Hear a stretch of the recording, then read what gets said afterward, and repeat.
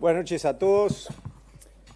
Creo que cuando prometiste y pediste que se preste atención, no tomaste suficiente en cuenta que los economistas hablamos en lenguaje de gráficas y las gráficas no maridan necesariamente bien con el vino. Se requiere un esfuerzo cognitivo importante, soy consciente de eso, voy a tratar de minimizar el esfuerzo cognitivo, pero tengo algunas cosas bastante interesantes para lo que suelen ser los economistas, no muy interesantes, pero les prometo que hay mensajes que, de hecho, pueden ser quizás un poco demasiado interesantes al punto de incomodarlos un poco. Así que les voy a recomendar que se concentren en terminar el plato de comida en la primera parte, que es un poco más liviana, y después quizás vaya a haber algunos mensajes que no están necesariamente preparados para escuchar, pero son muy importantes para ustedes y para el país. Así que déjenme contarles que estamos en Uruguay viviendo en un país que ustedes realmente no conocen, y yo tampoco. Es una nueva realidad en varias dimensiones que voy a ir hablando a través de la presentación. Primero me voy a enfocar en este aspecto puntual que es la inflación. En Uruguay vive una realidad que no teníamos hace 80 años, ¿no? Es hace 27 meses, 2 años y 3 meses que la inflación está adentro de lo que era el rango meta del Banco Central y hoy se llama rango de tolerancia. Nunca tuvimos una situación desde que la inflación empezó en 1945, 50, donde el Banco Central se compromete a una determinada meta y la cumple, y además la cumple sin usar en estos últimos 2 años y medio ni $1 de reservas, la cumple de una forma sostenible en el tiempo. O sea, Uruguay hoy está alineado básicamente con lo que son los países de ingreso medio, países emergentes, como le llamamos los economistas. Hasta hace solo 5 años Uruguay tenía siempre inflación considerablemente más alta de lo que era el promedio emergente. Hoy somos un país básicamente normal en este ángulo. Entonces, siempre está, ¿no?, en una población como la nuestra, que hace 80 años que estaba sufriendo este flagelo, siempre está como la sospecha, ¿no? Esto no puede ser real, ¿no? No se puede estar pasando como uruguayo de tener una inflación baja, estable, consolidada, y pasar a ser un país normal en este sentido. Esto no. Entonces siempre está como, a donde voy, siempre me dice, bueno, buscándole ahí siempre la debilidad, ¿no? A ver dónde está la insostenibilidad de esta situación que necesariamente tiene que ser pasajera, porque ya aprendimos como uruguayo cuando baja la inflación es por poco tiempo, después sube.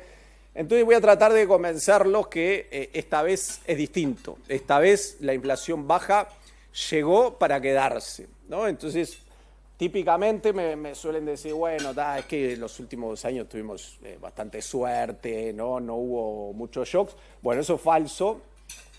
Me quedé sin presentación. Ahí está. ¿Por qué es falso? Porque, de hecho, Uruguay tuvo shocks importantes estos últimos 2 años y medio. Y hay un quiebre estructural de cómo la economía procesa esos shocks y cómo la inflación en particular procesa los shocks.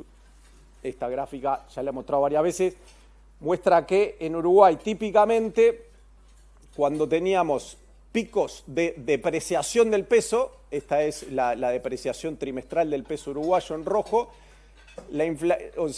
y los picos de depreciación los ponemos en esas áreas grises. Cada vez que había un pico de depreciación, la inflación subía en Uruguay.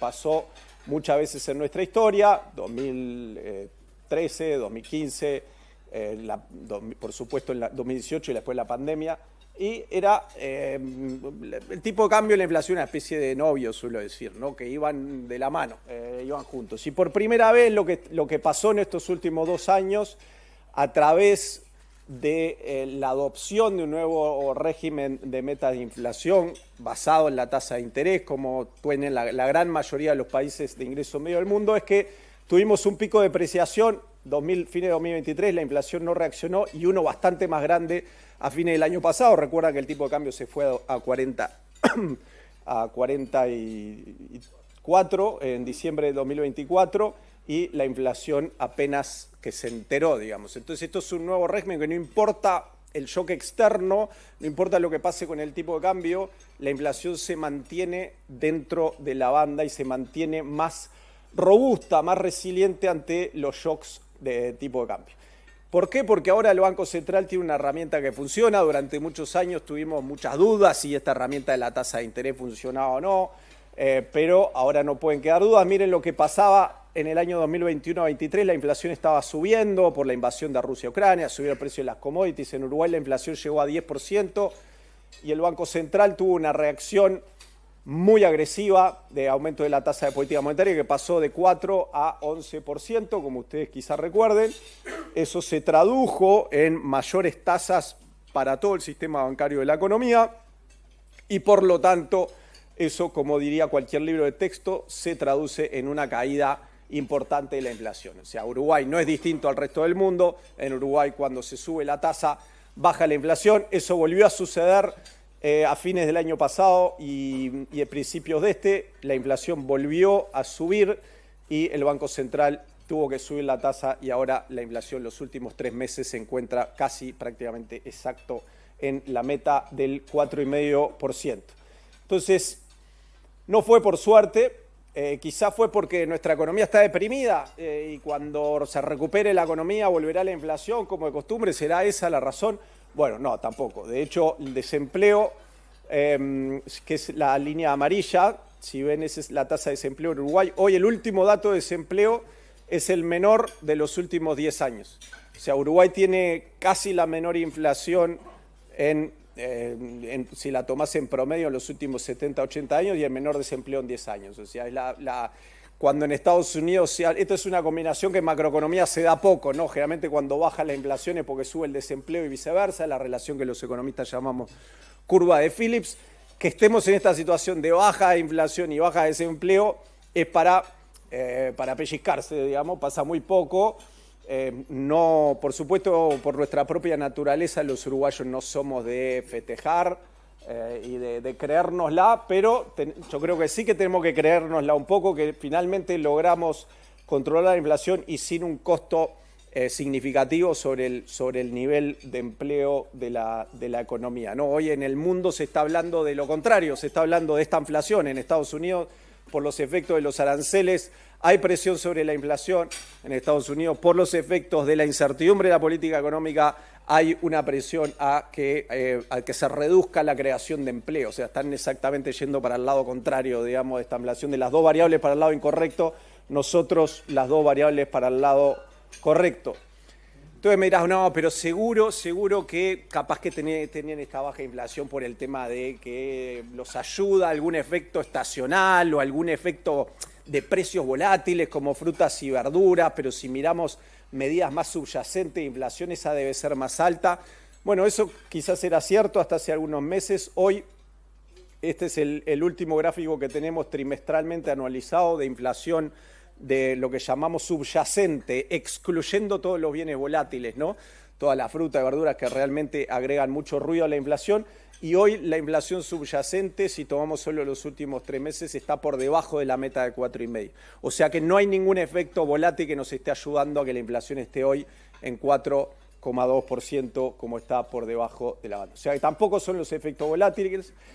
Y entonces siempre está la vieja hipótesis en Uruguay, es el tan clamado atraso cambiario, digamos, que bueno, sí, lograron esto por un descenso artificial del tipo de cambio, que al llamarle atraso generamos como esta sensación de que en cualquier momento corrige, ¿no? En cualquier momento equilibra a un supuesto nivel más alto y eso va a hacer desbarrancar la inflación. Bueno, la verdad que no, la verdad que eso no es lo que está sucediendo.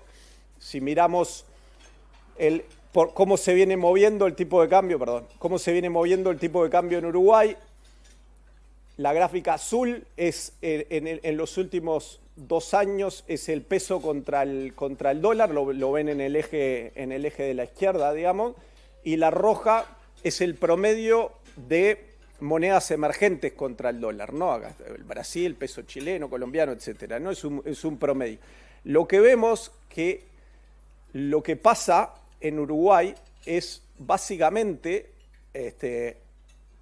la música a la que se mueve el precio del dólar en el resto de los países del mundo.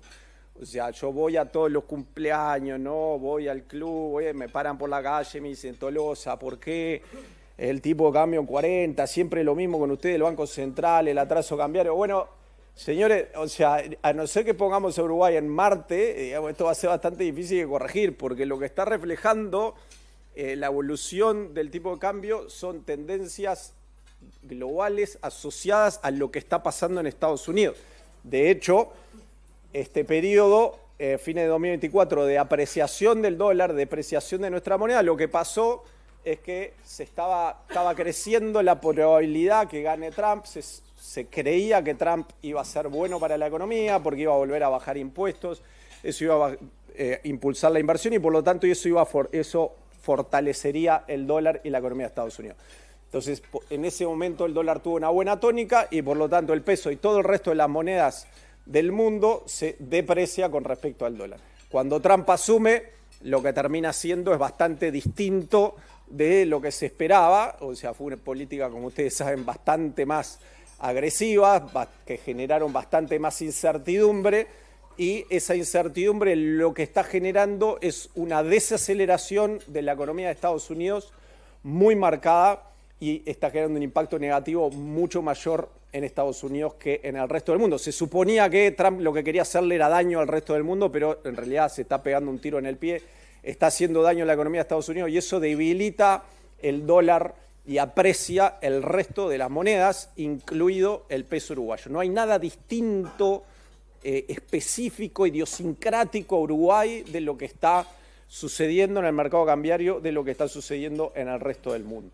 Entonces, voy a seguir dando argumentos más adelante con respecto al tipo de cambio, pero esta es una primera elemento de prueba, si se quiere, que el tipo de cambio en Uruguay simplemente se ha apreciado un poco porque se ha apreciado en el resto del mundo. Cualquier reclamo les pido que lo depositen en la casilla de reclamo de la Casa Blanca y no del Banco Central. Esto no es un fenómeno que tenga que ver con las acciones del Banco Central, como espero esa gráfica deje muy claro, digamos. Entonces, a mí se me acabaron las razones para pensar por qué la inflación no debería ser sostenible. Si no es por ninguna de estas razones, capaz ustedes piensan otras y con el código QR me pueden preguntar si hay otros factores que la hagan insostenible. A nosotros, el Banco Central, no se nos ocurre. De hecho, tenemos una serie de modelos macroeconómicos muy sofisticados que lo que nos permiten es proyectar la inflación a futuro en los próximos 2 años y lo que nos da es que la inflación, de no mediar, por supuesto, grandes choques inesperados a la economía mundial y por lo tanto la de Uruguay, la inflación va a oscilar en torno a la meta de 4,5%. Y construimos esto, lo que se llaman los fan charts, que tratan de dar una idea de incertidumbre y qué pasaría en todo tipo de escenarios con un 95% de probabilidad en base a la historia de shock macroeconómico que recibe el país. Y lo que nos da es que con 95% de probabilidad la inflación va a mantenerse en el rango de tolerancia. Es la primera vez en la historia que el Banco Central hace estas proyecciones, que todo el fan chart, digamos, está adentro del rango de tolerancia. Esta es la mejor gráfica que hayamos mostrado jamás en nuestra historia de manejo del régimen de meta de inflación que ya tiene 20 años en Uruguay, digamos. Entonces es un momento histórico, es un hito que el régimen finalmente maduró y se consolidó con la inflación en torno a la meta, digamos. Y además de las razones macroeconómicas que les estoy dando, yo creo que hay otro tipo de razones más sólidas, más profundas, que cementan estas proyecciones y que son esenciales para entender por qué Uruguay está viviendo esta nueva realidad que hacía muchas décadas que no vivía, digamos. Hoy tenemos un compromiso gubernamental con la inflación que el país no había conocido antes. Lo vemos en diferentes piezas de legislación, pero también en el accionar, en los discursos, en las decisiones que se toman desde el nivel no solo del Banco Central, pero también del gobierno. Y la armonía el esfuerzo integrado, armónico y consistente de todo el gobierno es muy importante para lograr estos resultados también. En la ley de presupuesto, por primera vez, incorpora la meta del Banco Central. La última rendición de cuentas, la meta del Banco Central era 4,5 y la rendición de cuentas era 5,7. La ley de presupuesto tiene como supuesto que la inflación va a ser 4,5% durante todo el periodo, de nuevo, totalmente en consistencia con lo que es nuestra meta y nuestra proyección, con pequeñas variaciones. El primer año es 4,2 porque ahora va a bajar un poco unas décimas los próximos meses por razones de corto plazo, digamos. Pero hay una total armonía. Eso quiere decir que los recursos fiscales son consistentes con la inflación de 4,5, lo cual hace también la proyección fiscal más creíble, ¿no? Después tenemos una independencia del Banco Central que venía siendo considerable, pero fue llevada a un nuevo nivel. Yo soy el primer presidente de Banco Central en la historia de la institución que no tiene una afiliación política. Eso es algo que es normal para el resto del mundo, es lo que se espera de un Banco Central, que tenga un balance entre lo que es el Ejecutivo y quienes cuidan la estabilidad de precios, la estabilidad financiera, que no persiguen fines políticos. Finalmente en Uruguay llegamos a ese estándar internacional. Actúo en la práctica de forma independiente, sin recibir ningún tipo de llamadas o presiones. Las pautas salariales se establecieron de nuevo por primera vez de una forma completamente consistente con lo que es la meta inflacionaria. Si ustedes observan lo que se espera por ejemplo, para el 2026, es un aumento salarial de 5,6%, que es 1% real, que es el mismo aumento de salario real que el Uruguay tuvo en 50 años. Para el 2027 eso es 0,9%. En el segundo semestre de 2025 es un poquito más alto por una razón técnica, que es que hay un efecto desinflacionario de que el tipo de cambio está más bajo que a fines del año pasado, y por eso no va a comprometer un aumento de salario un poco más alto estos meses la meta de inflación. Pero hacia el futuro los aumentos de salario real esperados o consistentes son 1%. Y lo que es revolucionario, si se quiere, de estas pautas salariales es que por primera vez, luego del primer año, no hay un correctivo total de los salarios a la inflación. Solo se activa el correctivo en un caso bastante improbable, digamos, que la inflación subyacente sea más de 7,5%. Hoy la inflación subyacente, como le mostré, es 3,5%, o sea que sería realmente un shock medio cataclísmico, con lo cual por primera vez en la historia los trabajadores, los sindicatos y por lo tanto la política está realmente invertido a que el Banco Central le vaya bien, porque ahora si la inflación es más de la meta, tenemos un problema con el salario real. Digamos, antes el trabajador no le importaba mucho, al final le iban a corregir al final del primer año, ahora no le van a corregir. Entonces eso demuestra de nuevo que desde la política hay un apoyo muy importante en la labor del Banco Central y dejar operarlo de forma independiente. Que el presidente mismo ha salido públicamente a decir que el Banco Central tiene que tener la fortaleza técnica y la independencia. Nunca un presidente había dicho esto en 40 años de democracia, ni una vez. La primera vez que un presidente dice el Banco Central tiene que ser técnico, tiene que ser independiente, tiene que tener fortaleza, formación. Son territorios totalmente inexplorados para la política uruguaya. Hablas esto en Chile y decís, sí, esto es obvio, ¿no? Hace 40 años que es lo mismo, digamos, pero para Uruguay es una señal de madurez institucional que no habíamos tenido hasta ahora, ¿no?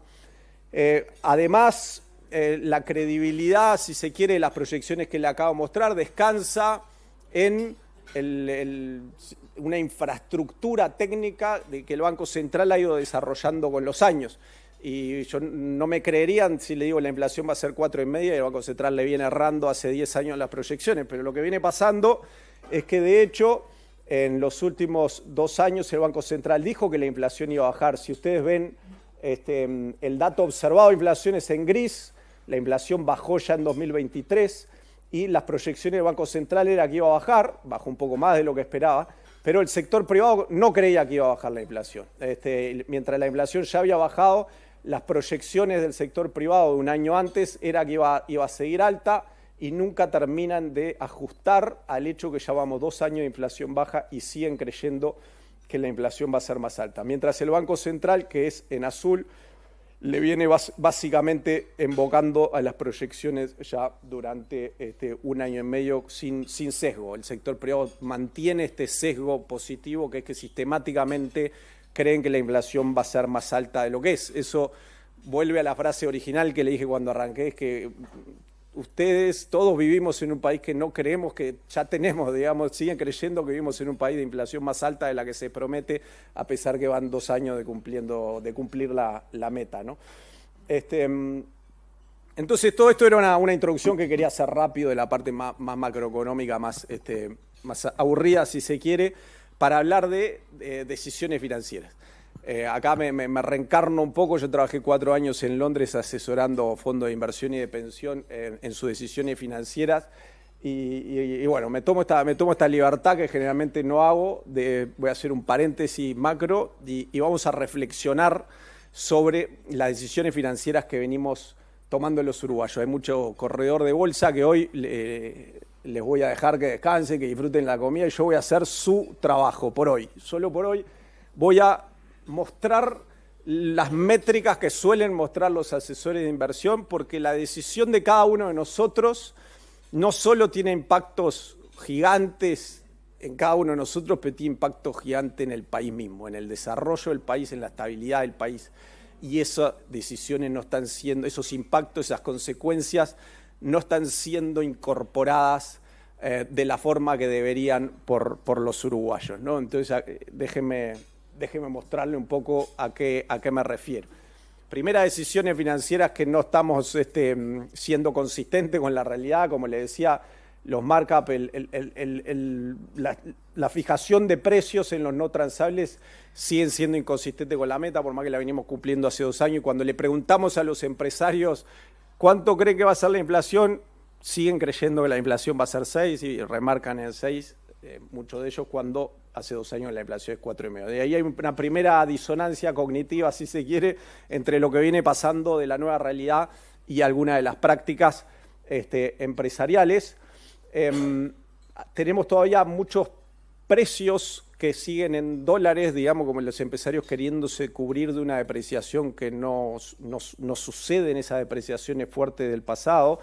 Déjeme mostrarle, por ejemplo, en Uruguay seguimos vendiendo todas las televisiones en dólares, y si uno entra a cualquier página de países de la región, Chile, Perú, Colombia, no estoy hablando de Canadá y de Nueva Zelanda, ¿no? O sea, en la región las televisores, los celulares se venden en moneda doméstica, y si uno mira las estadísticas puras y duras, Chile hoy tiene básicamente la misma inflación que Uruguay. Chile hoy tiene más riesgo soberano que Uruguay. Chile hoy tiene básicamente las mismas expectativas, incluso de inflación, que Uruguay. Entonces es muy difícil de entender por qué los empresarios se comportan distinto. Digamos, el empresario uruguayo cree todavía, que vive de nuevo una realidad de hace 10 años, que él se está cubriendo porque tienen que importar esta televisión, pagan dólares, y cuando la vende localmente, al venderla en dólares, queda calzado en moneda, queda cubierto y se va y duerme tranquilo en la cama. Pero lo que pasa es que en realidad no está cubierto, es imposible cubrirse, porque vivimos una economía cuyos precios evolucionan de acuerdo a la inflación local. Entonces, cuando viene una depreciación, como sucedió a la segunda parte de 2024, por ejemplo, al consumidor expuesto a un precio en dólares con una depreciación del 15%, de repente esa televisión es 15% más cara en base a su ingreso, que en el 95% de los casos está en pesos, digamos. Entonces, el empresario, dado que está vendiendo una televisión que ahora es 15% más cara, enfrenta caídas de demanda importantes. Entonces él se creía que estaba eliminando su riesgo calzándose de moneda, pero se está exponiendo a un ciclo mucho más profundo y pronunciado que en otros países de la demanda de estos bienes, que eso es claramente observable en los datos, digamos. Entonces es un calce, es una reducción de riesgo ficticia, ilusoria.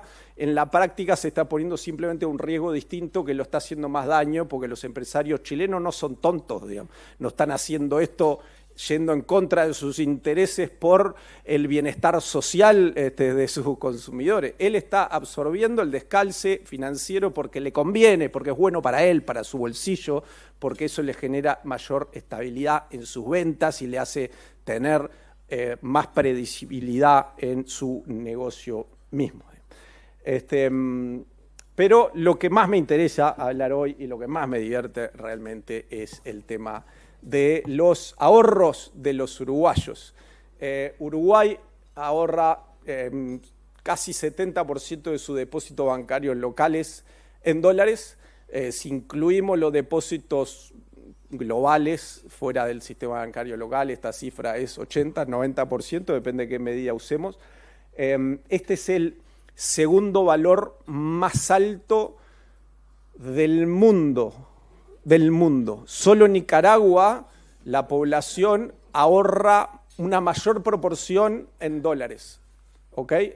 Nicaragua, una realidad macroeconómica, política, social muy distinta que el Uruguay, y esa es la liga en la que estamos en términos de creer en nuestra moneda, en nuestro país, digamos. Esto es un poco raro por la nueva realidad monetaria que tenemos. O sea, estamos en un régimen de meta de inflación en el cual el tipo de cambio fluctúa sin una tendencia de depreciación de largo plazo para que tengamos que cubrirnos todos con el dólar. Hoy, desde que se implementó este régimen hace 5 años, el tipo de cambio hoy es 40, cuando empezó en septiembre de 2020 era 41, 42.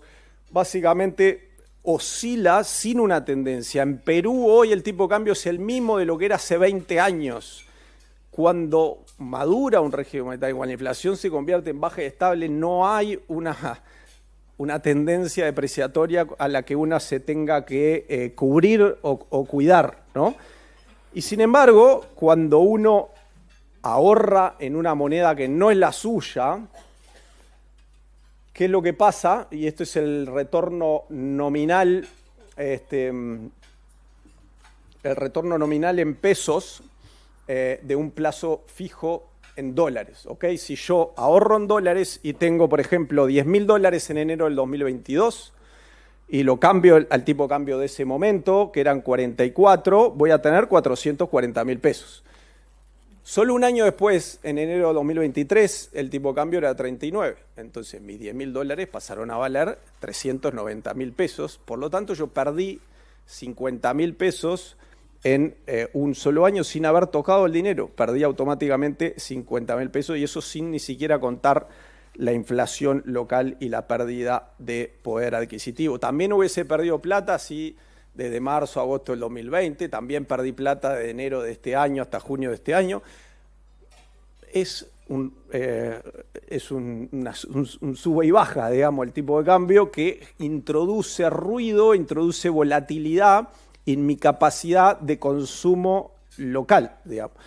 Entonces, ustedes me dirán, bueno, ok, estoy dispuesto a tomar cierto riesgo porque cuando uno toma más riesgo hay más retorno. Eso me lo enseñaron en algún momento de mi vida. Es una ley de hierro de la finanza, digamos, más riesgo, más retorno. Bueno, la verdad que no, Si vos hubieses invertido en pesos, tu retorno hubiese sido mucho más estable y además mucho más alto, porque las tasas son más altas, y ni te digo en UI.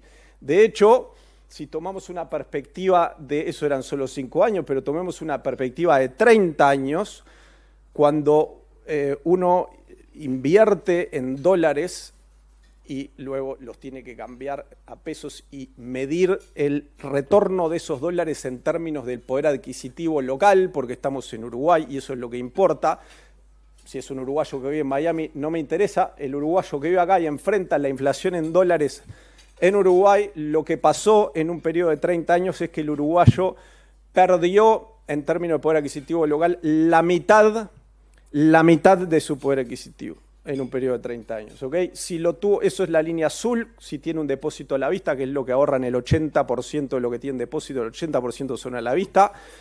Si son el privilegiado 20% que pone en plazo fijo, digamos, que es como una inversión súper audaz para el uruguayo, digamos, eso genera que las pérdidas se hayan recortado a la mitad.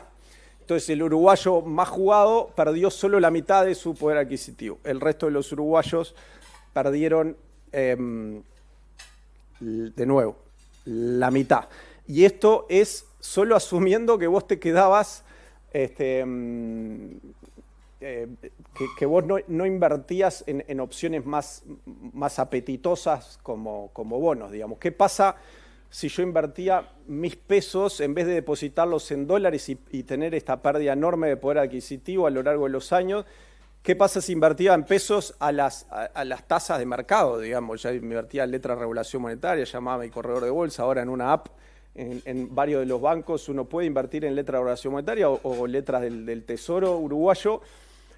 Esos retornos en términos reales, de nuevo, descontando por la inflación local, hubiesen sido aproximadamente 70, 80% en un periodo de 20 años y el de los dólares, como le decía, es menos 50, digamos. Entonces, si ustedes hubiesen ahorrado en un periodo de 20 años para su jubilación, hoy tendrían, si lo hubiesen hecho en pesos, 3 veces más poder adquisitivo.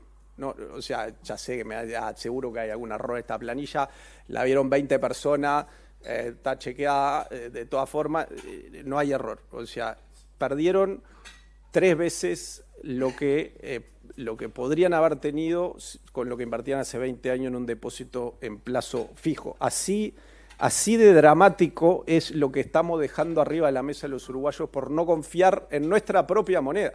No estoy hablando de una inversión en dong vietnamita, ¿no?, que creció muchísimo. No, estoy hablando de nuestro país, nuestra moneda estaba delante nuestro y esa inversión no la tomamos los uruguayos y perdimos de tener el triple de lo que tenemos ahorrado, digamos. O sea que es un raro caso, además, que tenemos más riesgo y menos retorno por invertir en estos dólares. Veo que todos, por suerte, terminaron ya la cena. Pueden estar procesando esto sin mayor indigestión, pero tengo peores noticias todavía. Porque alguno de ustedes me va a decir, no, pará un poquito, te estás apurando, porque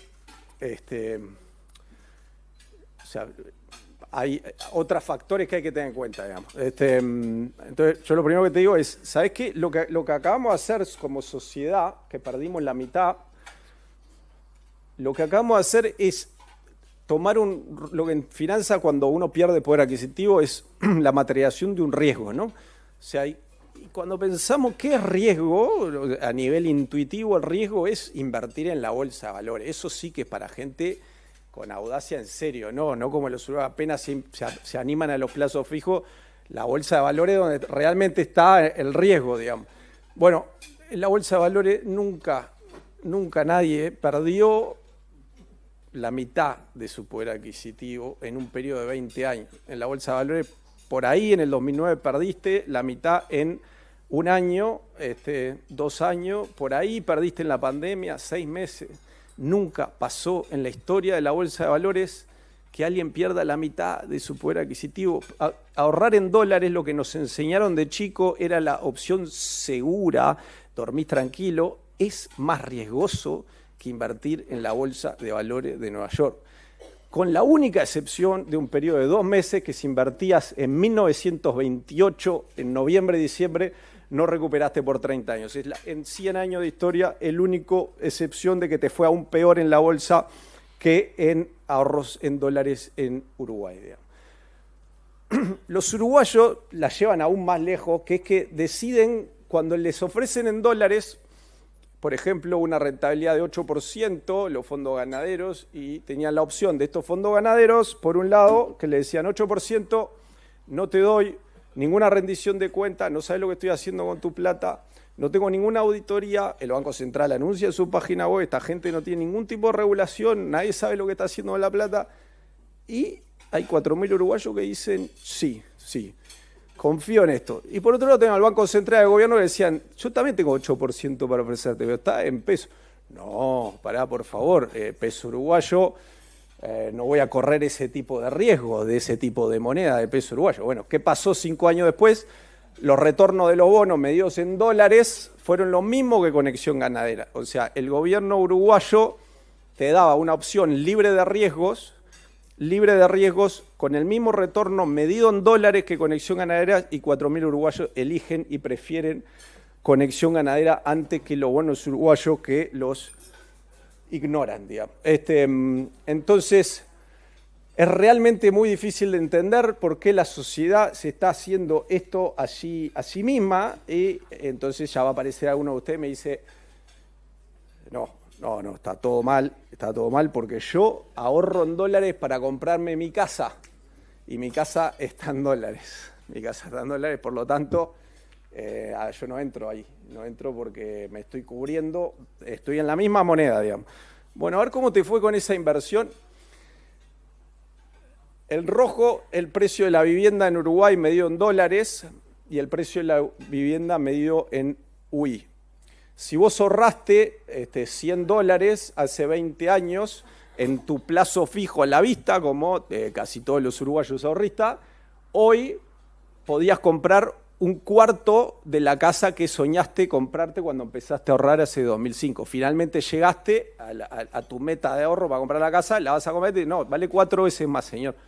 O sea que tu decisión de ahorrar en dólares, poner plazo fijo para comprarte ladrillo, que es la aspiración de tu uruguayo, es particularmente funesta, porque sufrimos de la ilusión de la factura, porque la factura está en dólares de la casa, creemos que la verdadera exposición a riesgo que tenemos es en dólares, pero señores, la casa se construye con trabajadores uruguayos que ganan en pesos uruguayos. Los verdaderos costos de esa casa de hacerse están en pesos uruguayos. Cuando el peso uruguayo se aprecia, como sucedió buena parte de este periodo, medida en dólares, la casa se valoriza. Capaz que el constructor te hace el aguante y le pone la espalda y aguanta el cimbronazo de mayor el costo en pesos, 3 meses, 5 meses, pero en un periodo de 20 años eventualmente va a ajustar el precio para enfrentar sus mayores costos, va a poner mayores precios en dólares. Ahorrar en dólares para comprarse casas supuestamente en dólares, pero no están en dólares, están atadas a lo que pase con el costo de la construcción en Uruguay, y por lo tanto mucho más cerca de lo que pasa con la UI, idealmente UP, que sigue los salarios, pero si hubiese ahorrado en UI, hubiese perdido 3 veces menos poder adquisitivo con respecto a una casa. ¿Okay? O sea que, si me dice esto, esta es de 20 años, ahora en la Jornada de Economía se publicó un artículo que hace este cálculo para 40 años, no lo incorporé. En 40 años el precio de las casas se multiplicó por 10. Hoy querías comprar, si te lleva 40 años ahorrar una casa para tu hijo, querías ahorrar por una casa de 10 cuartos, hoy te compras un cuarto en vez de 10. Te quedó la décima parte de la casa. Entonces ustedes me van a decir, bueno, está bien, por ahí pifiamos, pero esto es un periodo muy peculiar de la historia del Uruguay, digamos, el ciclo de commodity metido en el medio, esto no se va a repetir hacia adelante. Yo me planto con mis dólares porque realmente es lo que hay que hacer en Uruguay. Entonces vamos a hablar un poco de las perspectivas hacia el futuro, si esto puede llegar a darse de nuevo o no, o fue un fenómeno de una sola vez en Uruguay que no se va a repetir. Estamos viviendo, como ustedes bien saben, un momento de riesgos exacerbados para el dólar. El dólar se ha depreciado aproximadamente un 10% este año porque, como les dije, Estados Unidos está generando políticas fiscales, comerciales y también en lo que tiene que ver con la política monetaria por interferencia con la Fed, que genera mucha incertidumbre, está haciendo daño a su economía, eso está debilitando el dólar. Al punto que algunos, capaz un poco exageradamente hasta el punto, pero algunos piensan que el valor del dólar como moneda de reserva está en peligro, digamos. La prensa internacional, generalmente conservadora, digamos, la tónica ha sido, bueno, realmente quizás estamos en un ciclo de debilitamiento del dólar que puede durar bastante. Podemos estar presenciando realmente una depreciación muy considerable del dólar contra todas las monedas del mundo, y este ciclo quizás que recién empezó. De hecho, miremos los ciclos de debilitamiento del dólar que han sucedido del 2001 al 2008, el 85 al 92, el 69 al 78 y el actual, y vemos que los otros ciclos de debilitamiento terminaron involucrando depreciaciones del dólar mucho más considerables de las que acabamos de ver en estos 6 meses. Y las políticas de Estados Unidos ahora son bastante más controversiales y generadoras de incertidumbre de lo que eran en aquellos momentos, ¿no? Entonces puede haber todavía margen para que el dólar se deprecie 20-30% más y por lo tanto que el peso se aprecie 20-30% más. Puede pasar lo contrario también, puede pasar por supuesto que Trump de repente se torne un poco más predecible y hacer políticas que ayuden más a su economía, perfectamente. Simplemente estoy ilustrando los posibles riesgos hacia adelante. También es cierto que se habla que el dólar está perdiendo su valor como refugio, que era uno de los principales cualidades que tenía el dólar, que decía, bueno, yo me pongo en dólar porque en los malos momentos es la moneda que te banca, ¿no? Y generalmente había una correlación negativa entre lo que era el mercado de acciones de Estados Unidos en los últimos 50 años, una correlación negativa entre el índice accionario y el dólar. Cuando subía la bolsa bajaba el dólar y viceversa, ¿no? Entonces vos sabías que si venía un momento de turbulencia, de tempestad de la economía mundial, si vos estabas en dólar, se iba a valorizar en esos momentos tan complejos, digamos. Lo que está pasando en el mundo Trump es que esa correlación desapareció, digamos. Ahora cada vez que hay ruido, volatilidad, incertidumbre, el dólar se deprecia conjuntamente con la bolsa. En otras palabras, el dólar dejó de ser en esta nueva etapa, dejó de ser ese refugio que solía ser hasta el momento, ¿no? Entonces, quiero ser un poco provocativo, si es que no lo fui suficiente, pero me hablan de, no, pero pará, loco, Uruguay es un país súper caro. Vos me estás diciendo que en dólares Uruguay se puede encarecer todavía más. ¿Es eso lo que me está diciendo? Que todavía si yo estoy ahorrado en dólares puedo perder aún más poder adquisitivo, que quiere decir que Uruguay se encarece más en dólares. Es imposible, este país ya es inviable, ¿no? Como es. Entonces, yo viví 15 años en el mundo desarrollado, entonces tengo otra perspectiva de qué quiere decir que Uruguay es caro. O sea, mi presupuesto era 80% cuidado de niños, escuela de niños, salud de niños y servicios generales, ¿no? Eso era el 80% del presupuesto. La ida al supermercado era 10% del presupuesto. Cuando yo tenía que comprar limpieza para mi casa, servicio de limpieza, pagaba 4 veces más en Estados Unidos, en París, en Londres, 4 veces más que en Uruguay. Entonces, que a mí me hablen que Uruguay es caro, es difícil. O sea, yo sé que en el supermercado es caro, sé que cuando vas a comprar un auto es caro, cuando compras la televisión es caro, pero esos son parte menores del portafolio. Uruguay se puede encarecer, atento, ojalá que Uruguay se encarezca mucho más, porque eso quiere decir que el país está creciendo, eso quiere decir que el país está sosteniendo mayores salarios en dólares, quiere decir que nuestros aviones están cada vez más llenos para que la gente tenga nuevas experiencias, la gente compre más autos, porque el país hoy sostiene salarios en dólares mucho más altos. Y eso es una buena noticia para el país, en la medida que sea sostenible en el tiempo, que ahora voy a argumentar que sí lo es esta vez, ¿no? Entonces, sí que tenemos margen para que, como los economistas le llamamos el efecto Balassa-Samuelson, ¿no? Cuando los países crecen, los países se encarecen. No hay país de ingreso alto, no hay economía avanzada que ustedes vayan que los precios sean baratos, por suerte, porque cuando uno paga limpieza, cuando paga el peluquero, son sueldos que es más caro pagar el peluquero 3 veces más de nuevo de Estados Unidos, el peluquero es más caro porque el nivel de ingreso del país es más alto, digamos. O sea, Uruguay podría aumentar 8 veces el precio de la limpieza, de los cuidados, de la educación, de las escuelas, que pago la tercera parte, hagamos una escuela de nivel parecido. Entonces ustedes me van a decir de nuevo, no, para un poco, no te creo lo que me está diciendo, esto no puede ser. Hay algo dentro mío que dice que la depreciación del peso puede suceder. El peso puede desbarrancar en cualquier momento, realmente,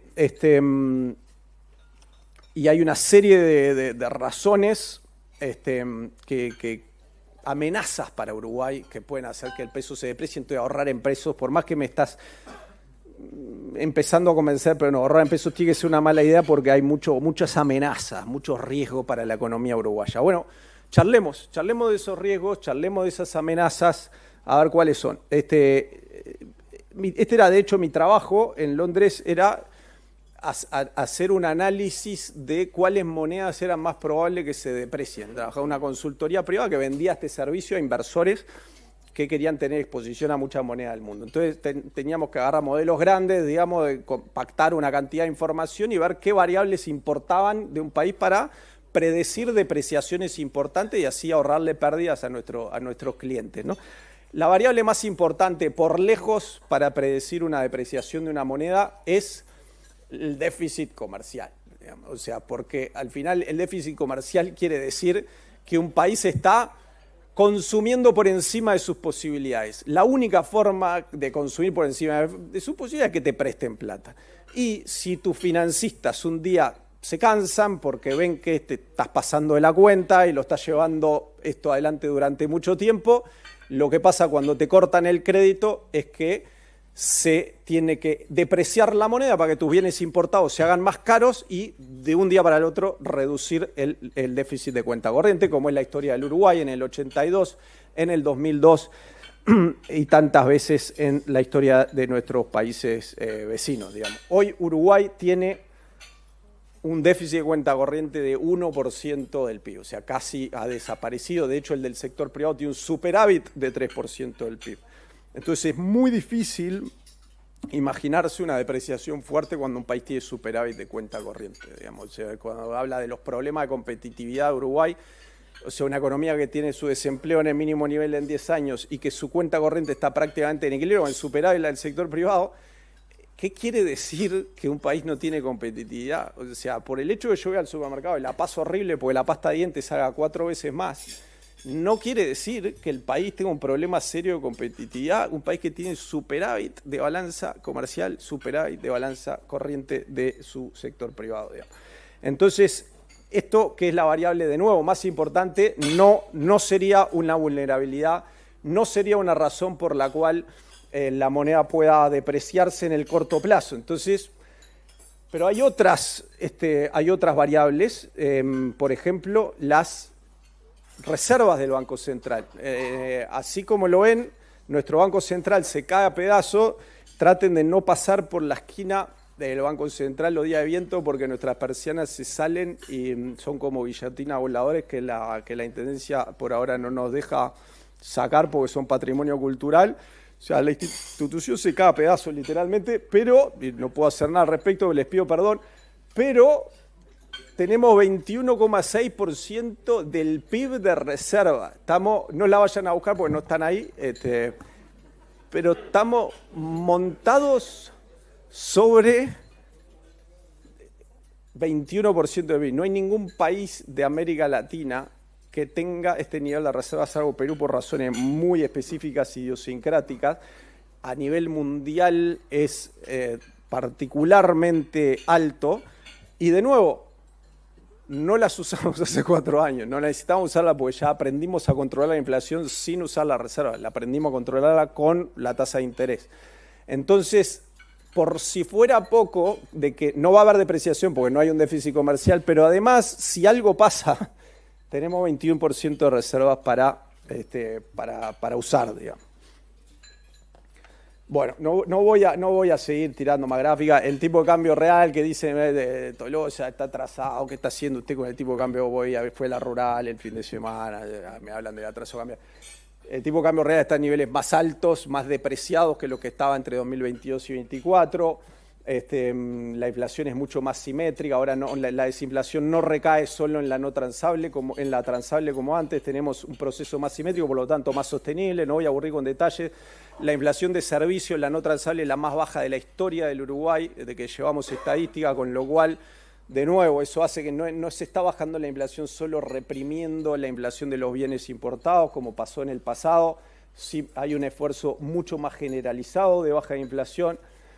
Y Uruguay es el país, decía ahora en el networking, más confiable de América Latina. O sea, tenemos la prima de riesgo de soberano, lo que pagamos por nuestra deuda, es la más baja de América Latina. Hoy chequeé, era 70 Uruguay, 100 Chile. Chile tiene rating de crédito 3 o 4 veces más alto que Uruguay y aún así paga bastante más que Uruguay por su deuda. O sea, los inversores internacionales, en mi trabajo no, voy a Washington, vamos y vendemos la deuda uruguaya, explicamos esta historia macro, o sea, aman el caso uruguayo, todos quieren saber más de Uruguay porque es como de América Latina, es la isla de estabilidad y supuestamente progreso, y todos quieren deuda uruguaya, y sin embargo el uruguayo no quiere papeles uruguayos, el uruguayo no quiere, el uruguayo quiere dólares, el uruguayo quiere financiar a Trump, porque eso es lo que hace cuando está comprando dólares, pero los inversores del mundo sí quieren deuda uruguaya, la quieren más que ningún otro país de América Latina. Puedo seguir con gráfica y capaz que les tiro alguna más, perdón, pero la estructura de exportación de Uruguay, la inserción internacional es muy distinta al resto de los países de América Latina, que tienen mucha exposición algunos a Estados Unidos, algunos tienen mucha exposición a China. Uruguay tiene una estructura muy diversificada. Tenemos la tercera parte a la región, que sería Brasil y Argentina, que son los azules.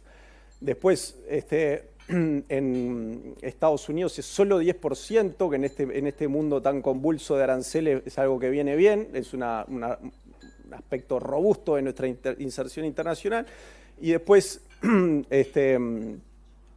China es este último de acá abajo, es también la tercera parte, digamos. Entonces, si tenemos shock de la región, como tuvimos en el 2019, que Argentina tuvo una crisis seria, no fue bien. Si China empieza a tener dificultades, como ahora que no le va tan bien por los aranceles, no va bien. Si Estados Unidos empieza a poner aranceles, no nos va la vida. Entonces, esta diversificación internacional es otra fuente de fortaleza de la moneda uruguaya.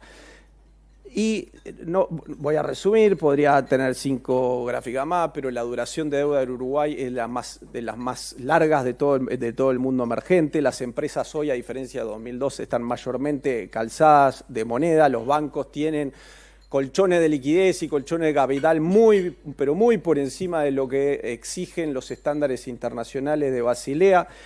A ver si nos convencemos y por favor présteme atención. Uruguay ha ido tejiendo ladrillo a ladrillo una especie de bastión, de fortaleza, que es invisible, pero es muy robusta, muy capaz de resistir todos los embates del mundo exterior.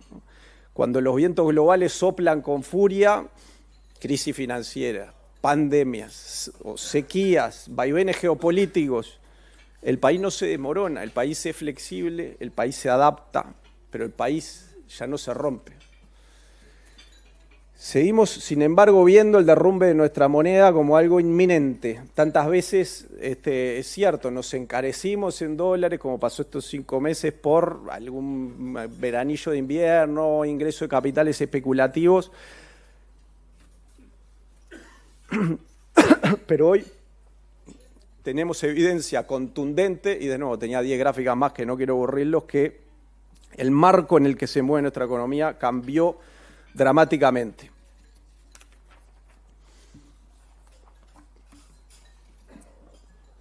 Llegó la hora entonces de pensar en... llegó la hora de pensar que es la hora del peso. ¿Qué quiero decir con esto? Quiero ser muy claro, por más que parezco un vendedor del peso, no vengo a decir que tienen que invertir en pesos, pero yo no sé lo que va a pasar con el peso de acá a 3 meses, nadie lo sabe. No sé lo que va a pasar a 6 meses, como le digo, capaz que Trump ordena un poco la casa y el dólar se aprecia y el peso se deprecia con respecto al dólar. Perfectamente puede pasar, por lo tanto, si ustedes invierten en pesos, me preguntan de nuevo en todo lado qué hago, ¿no? En este depósito que voy a poner 6 meses, no tengo la menor idea, pero hay algo que sí sé, es que el ahorro en dólares seguro va a ser subir y va a ser bajar tu poder adquisitivo. Cuando invertís en UI, invertís en pesos, tu poder adquisitivo va a ser estable. Tu poder adquisitivo, cuando invertís en dólares, va a ser muy volátil. Eso sí lo sabemos. Invertir en dólares es en un contexto así, una especie de timba, de casino, donde uno puede ganar y perder en el corto plazo, en el largo plazo pierde siempre.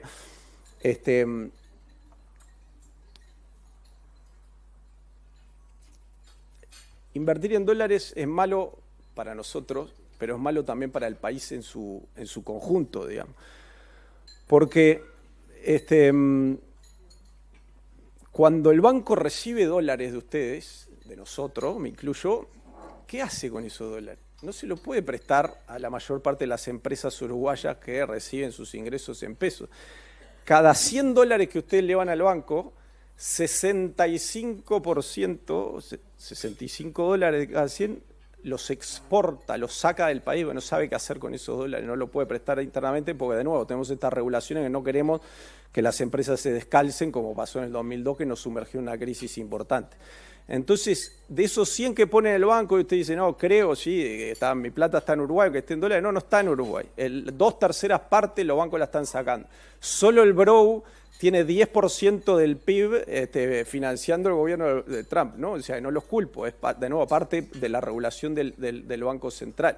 Los bancos son una máquina, cuando nosotros depositamos en dólares por nuestra responsabilidad, de fugar capitales al exterior que impiden a los uruguayos perseguir sus sueños, comprar sus casas, impiden a las pymes competir contra grandes empresas, generar precios más bajos en Uruguay, por ejemplo, porque nuestras propias decisiones. Entonces, cuando estamos sentados en nuestros asados, nos tomamos whisky, empezamos a darle palo a los políticos, que la economía no crece por esto, no crece lo otro, y los bancos ganan mucho, o sea, y nosotros estamos fugando capitales y privando al Uruguay de crédito que necesita desesperadamente para aumentar la inversión. ¿Qué estamos haciendo con nuestros recursos, ¿no? Uruguay, como saben, tiene la mitad de crédito que un país emergente promedio. ¿Por qué tiene la mitad de crédito? No es, o sea, hay una serie de razones, pero parte importante de esas razones es que están fondeados en la moneda incorrecta y se hace muy difícil prestar en esas circunstancias. Es tiempo de soltar el chupete. El chupete es algo que cuando somos bebés nos da alivio, nos da confort, pero cuando somos adultos no quiere quedársela el chupete. Cuando somos adultos estamos realmente pasados de edad para el chupete que nos da el alivio, el confort. Si viene el problema, me viene el llanto, voy a tener el chupete. No, o sea, es otra economía Uruguay que la que crecimos. Pasaron 20 años, es una economía mucho más sólida. Por lo tanto, soltemos, por favor, de una buena vez el chupete. Desde el Banco Central estamos impulsando un plan nacional de destete del chupete que involucra un plan integral de políticas para superar esta triste fase, larga fase de la historia nacional, de confiar en dólares. Ya se anunció que los bancos van a sufrir mayores cargos de capital, esto va a entrar en vigor el 1 de enero, para préstamos en dólares a empresas no transables. Vamos a hacer aún más difícil para los bancos para que puedan prestar los dólares. ¿Para qué? Para que los bancos no les pidan más dólares, porque ya va a ser casi imposible prestarlo domésticamente. Entonces los bancos van a empezar a hacer otro tipo de asesoramiento y avisarle que cuando están ahorrando en dólares es una mala decisión para ustedes y para el país. Estamos en la ley de presupuesto, por supuesto, eliminando los incentivos fiscales que existían para invertir en el exterior, lo cual debería inducir a cierta repatriación y, por lo tanto, cierta pacificación de los ahorros. A partir de la ley de presupuesto vamos a facilitar considerablemente lo que son las cuentas en pesos automáticamente rentadas. Eso quiere decir que una parte muy importante de la población, sin tener que hacer mucho trámite, sin saber mucho de finanzas, automáticamente va a empezar a recibir por sus depósitos en pesos tasas parecidas a nuestras letras de regulación monetaria de 8%, 8,75, pero el retorno será un poquito menor. Y estamos evaluando, como dije en la jornada de economía, otras medidas para complementar estas, y estamos recibiendo ideas de parte de ustedes, que para abrir un depósito en dólares vamos a requerir un consentimiento expreso de que la persona que está abriendo esta cuenta está dispuesta a tomar pérdidas cuantiosas de poder adquisitivo. Es decir, usted está abriendo un depósito en dólares, quiere perder 10 veces en 40 años el poder adquisitivo de una casa, en 20 años quiere perder 5 veces el poder adquisitivo, si tiene un plazo fijo está dispuesto a perder la mitad del poder adquisitivo sobre una canasta de bienes de consumo en la economía uruguaya, ¿quiere hacerlo? Bueno, entonces abra su cuenta en dólares, perfecto, ningún problema. Porque eso se lo exigimos a quienes depositan e invierten en la bolsa, digamos. ¿Por qué no lo vamos a hacer con una inversión que es aún mucho más riesgosa, como le mostraba, cuando uno se expresa en términos de poder adquisitivo doméstico, ¿no? Vamos para liberarnos de esta ilusión de la factura, de que el verdadero precio de las casas es el dólar cuando no lo es, vamos a hacer que las facturas de las casas, de los autos, estamos evaluando la posibilidad que tengan que denominarse en ambas monedas para que se pueda internalizar y absorber el verdadero riesgo que uno está exponiéndose en la moneda que ahorro para comprar una casa. Y estamos pensando en alterar la política de encajes de una forma que sea neutra para los bancos, pero que induzca a mayores incentivos para los depósitos en moneda nacional. Y ya voy terminando, pero quiero decirle la parte que más me importa. Más me importa decirles que es que yo les comenté una serie de medidas económicas, digamos, pero quiero hacer para finalizar, quiero hacer una reflexión que va más allá de la economía y se refiere a lo que es nuestra sociedad, ¿no? Uruguay tuvo un trauma político importante en el año 72 de ruptura. Uruguay tuvo una ruptura económica en el año 2002 y a partir de ahí nuestra cultura de cómo encaramos cada una de las decisiones ha ido cambiando, orientándonos a ser una cultura de la estabilidad política, de la estabilidad económica, y también vimos, mientras América Latina se prendía fuego a fines de los 2010, de la estabilidad social, digamos. La sociedad se muestra más cohesiva que ninguna otra en nuestro continente. Y sobre esa base, sobre esa estructura económica, política, social, es que podemos empezar a montar el sueño y habilitar la posibilidad que los asuntos monetarios de nuestro país sean el símbolo de lo que es parte de nuestra identidad colectiva, de una sociedad estable, de instituciones maduras y sólidas y políticas económicas de primer mundo. El cálculo frío de los ahorros en dólares es malo, pero al final de los retornos económicos, al final lo que uno está decidiendo cuando ahorra va mucho más allá de la decisión económica. Uno está teniendo una visión pesimista de nuestro país, uno está creyendo que vivimos en un país inestable, está siendo negacionista, si se quiere, de lo que vivimos viviendo en los últimos 20 años, y creo que es hora de permitirnos el orgullo de vivir en la sociedad que vivimos. A mí nadie, yo trabajaba en París hasta hace 6 meses, nadie me pidió que venga rogándome. Yo vengo a trabajar a Uruguay, todo el mundo me dice, ¿qué te pasó? ¿Estás loco? ¿Por qué volvés? ¿Tenés un trabajo mejor pago?